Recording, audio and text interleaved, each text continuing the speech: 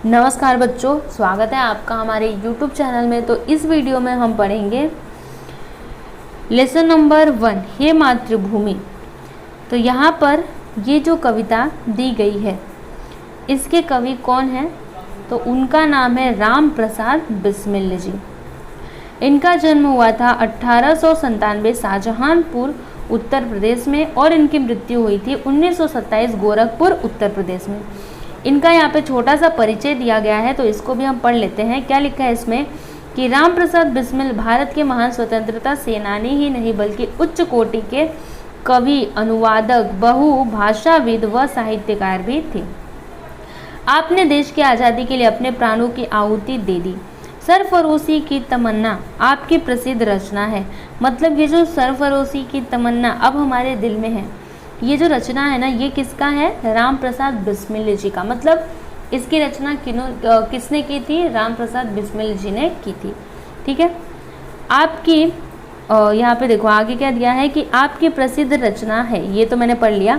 बिस्मिल उपनाम के अतिरिक्त आप राम और अज्ञात के नाम से भी लेख व कविताएं लिखते थे। प्रमुख कृतियाँ इनकी मन की लहर, आत्मकथा आदि।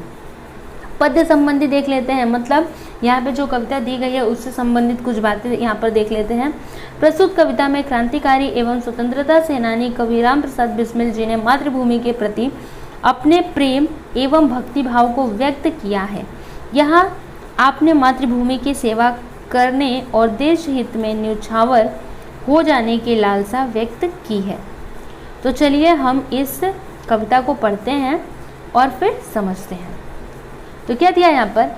हे मातृभूमि तेरे चरणों में शीश नवाऊं, मैं भक्ति भेंट अपनी तेरी शरण में लाऊं। देखो यहाँ पे जो राम प्रसाद बिस्मिल जी हैं वो क्या कहते हैं कि हे मातृभूमि। अभी मातृभूमि मतलब क्या? हमारी धरती। ठीक है, हम बोलते हैं ना धरती माता। क्यों? क्योंकि वो हमारी माँ जैसी है, वो हमें गोद में लिए रहती है ना।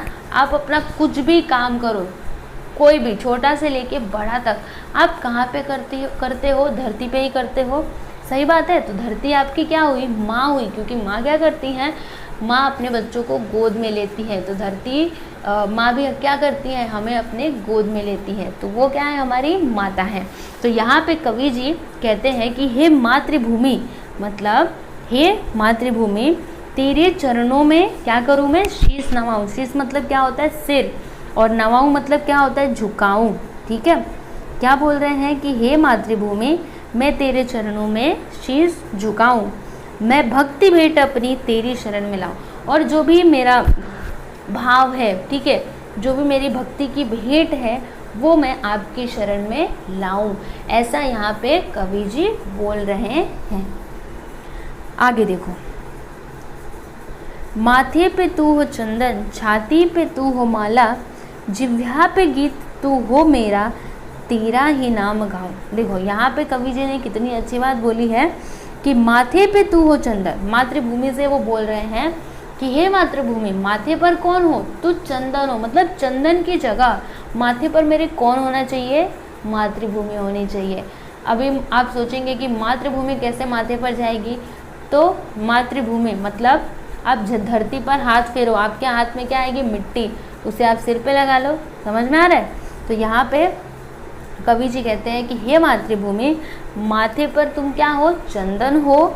छाती पे तू हो माला, और मेरी छाती पे माला जैसी हो।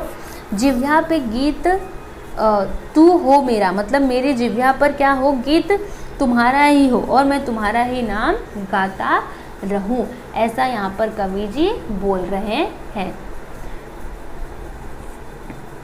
अब आगे देखो, जिससे सपूत उपजे श्री राम कृष्ण जैसे, उस धूल को मैं तेरी निज शीश पे चढ़ाऊं। अब यहाँ पे ध्यान से सुनो, कवि जी ने क्या लिखा है कि जिससे सपूत उपजे श्री राम कृष्ण जैसे। अच्छा, श्री राम कृष्ण जैसे जो भी सपूत हैं वो कहाँ पे जन्म लिए हैं? इसी मातृभूमि पर, इसी धरती पर उन्होंने जन्म लिया है ना। भारत भूमि पे ही जन्म लिया है ना, और कहीं तो विदेश में जाकर के पैदा नहीं हुए। तो यहाँ पे लेखक जी क्या, मतलब कवि जी क्या लिख रहे हैं कि जिससे सपूत उपजे श्री राम कृष्ण जैसे, मतलब जिसकी वजह से, जिससे सपूत उपजे हैं श्री राम कृष्ण जैसे, उस धूल को मैं तेरी निज शीश पे चढ़ाऊँ।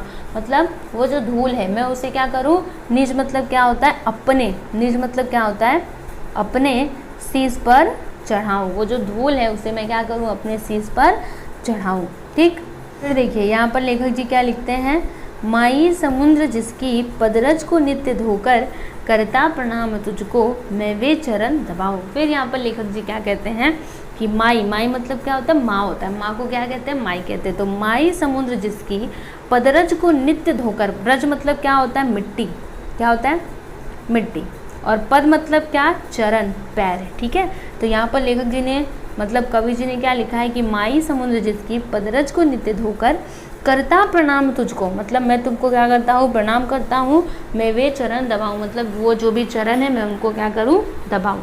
ऐसा कवि जी यहाँ पर लिख रहे हैं। फिर आगे देखो, सेवा में तेरी माता मैं भेदभाव तजकर, वह पुण्य नाम तेरा प्रतिदिन सुनो सुनाऊँ। अब यहाँ पर लेखक जी क्या बोल रहे हैं कि हे माता तेरी सेवा में मैं क्या करूँ भेदभाव तजकर, मतलब मैं कोई भी भेदभाव ना करूँ, और जो तुम्हारा पुण्य नाम है, ठीक है, जो तुम्हारा पुण्य नाम है उसे मैं क्या करूं प्रतिदिन सुनूं और सुनाऊं। मतलब कोई भी भेदभाव ना रहे कि ये नहीं सुन सकता वो नहीं सुन सकता, सबको सुनाऊं और मैं क्या करूं सुनूं। तेरे ही काम आऊँ तेरा ही मंत्र गाऊँ, मन और देह तुम पर बलिदान में जाऊँ। फिर लास्ट में यहाँ पर कवि जी लिख रहे हैं कि हे माँ, हे मातृभूमि मैं तेरे ही काम आऊँ और तेरा ही मंत्र गाऊँ, मन और देह तुम पर क्या कर जाऊँ मैं बलिदान जाऊँ। ठीक है, ऐसा यहाँ पर कवि जी बोल रहे हैं। तो ये थी कविता हे मातृभूमि, और मुझे उम्मीद है कि आप लोग को ये कविता अच्छी लगी होगी। अब यहाँ पे शब्द वाटिका देखिएगा, तो नवाना मतलब क्या होता है बच्चों झुकाना, शीश मतलब सिर, जिह्वा मतलब जीभ, रज मतलब धूल, एंड बलिदान मतलब प्राणाहुति निछावर, देह मतलब क्या होता है शरीर। ठीक है, तो यहाँ पे ये पार्ट कंप्लीट होता है। तो अब हम मिलेंगे नेक्स्ट वीडियो में, तब तक के लिए जय हिंद जय भारत।